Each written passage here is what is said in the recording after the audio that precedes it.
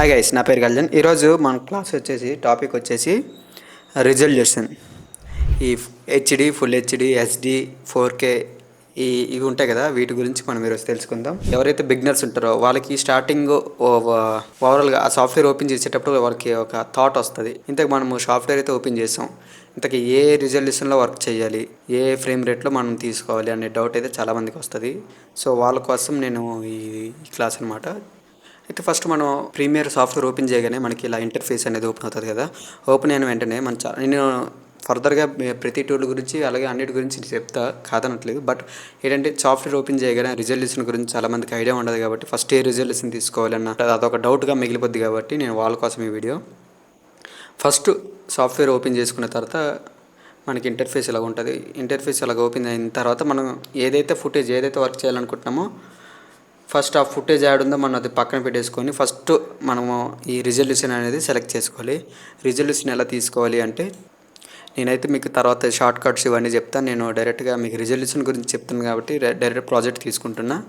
HD, social, UHD, అలాగే UHD, HDR ఇలా కొన్ని ఉన్నాయి కదండి. వీటన్నిటికంటే ముందు ఇంకొన్ని చెప్తా. ఎన్టీఎస్, ఫాల్ అండ్ అలాగే ఎస్డి అని చెప్పి కొన్ని ఉంటాయి. సో వాటి గురించి కూడా మీకు చెప్తా. అయితే ఎస్డి అంటే ఏంటంటే మనకి పాతకాలంలో టీవీలు ఉండేవి, డబ్బా టీవీలు పెద్దవి. సో అక్కడ వాళ్ళు చూసే క్వాలిటీ ఏదైతే ఉందో దాన్ని ఎస్డి అనమాట. అది 480 పిక్సెల్స్లో రికార్డ్ చేస్తూ ఉంటారు. అసలు ఎస్డి అంటే స్టాండర్డ్ డెఫినేషన్.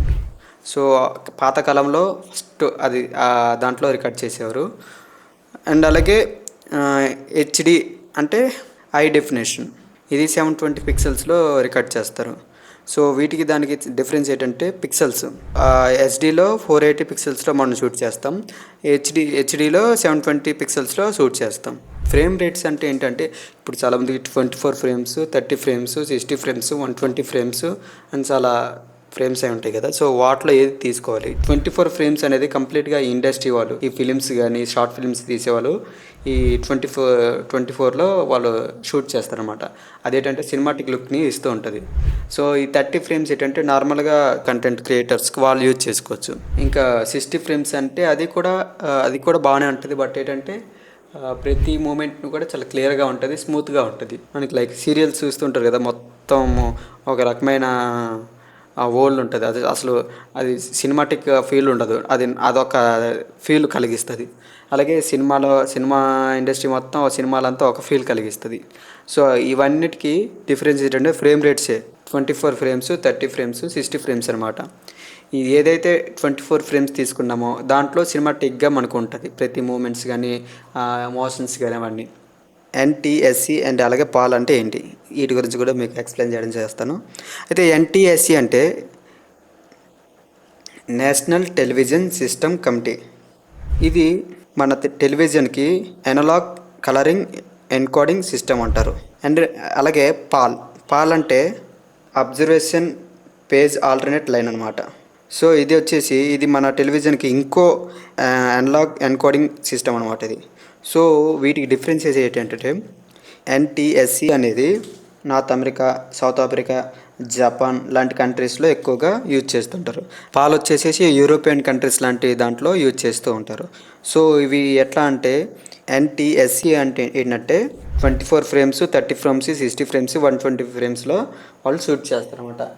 ఇవేంటంటే అవుట్పుట్ మనం 24లో తీసుకొని 30 ఇవ్వచ్చు, 30లో తీసుకొని 60 ఫ్రేమ్ రేట్స్లో అవుట్పుట్ ఇవ్వచ్చు. ఇది ఇలా ఎన్టీఎస్సిలో 24, 30, 60, 120 ఫ్రేమ్ రేట్లో షూట్ చేస్తారు. పాల్లో వచ్చేసి మల్టీ ఫ్రేమ్ రేట్లో షూట్ చేస్తారు. అంటే 25 లేదా 50 లేదా 100 ఫ్రేమ్ రేట్స్లో లేదా 150 అట్లా ఆ ఫ్రేమ్ రేట్స్లో వాళ్ళు షూట్ చేస్తుంటారు. సో దానికి డిఫరెన్స్ ఏదైనా ఉన్నది అంటే అది ఫ్రేమ్స్లో. అది వచ్చేసి 24, అది దానికి ఒక రూల్ ఉంది ఎన్టీఎస్సికి, 24, 30, 60, 120. సో పాల్కి వచ్చేసి మల్టీ ఫ్రేమ్స్ రేట్లో తీసుకుంటాం, 25, 50, 100, 150, 250 అట్లా. సో అండ్ అలాగే ఫుల్ హెచ్డి అంటే 1920, 1080 పిక్సెల్స్, ఇప్పుడు అందరు రెగ్యులర్గా యూజ్ చేసే క్వాలిటీ అనమాట. ఎల్ఈడి టీవీస్ అన్నిట్లో కూడా వచ్చేది కూడా సేమ్ క్వాలిటీ.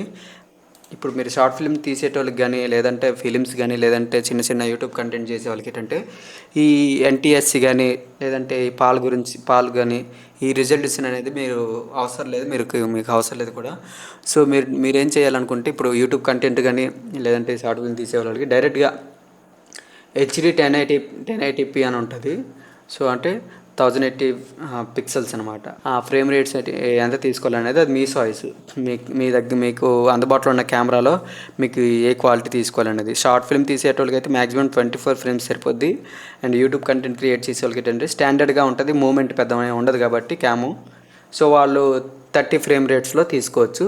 ఇంకా ఈ సీరియల్ షూట్ చేసే వాళ్ళకి ఏంటంటే సీరియల్ ఎడిటింగ్ చేద్దాం అనుకునే వాళ్ళు ఏంటంటే 60 ఫ్రేమ్ రేట్స్ తీసుకున్నా సో ఇబ్బంది ఏమీ లేదు. మేము మిగతా ఫర్దర్గా క్లాసులు చెప్పేటప్పుడు మీకు ఎటువంటి టూల్స్ అలాగే ఆ టూల్స్తో పాటు ఈ రిజల్యూషన్ ఎంత తీసుకోవాలి ఎగ్జాంపుల్ కూడా మీకు ఏదో వీడియో చేసేటప్పుడు మీకు క్లారిటీగా ఇస్తాను.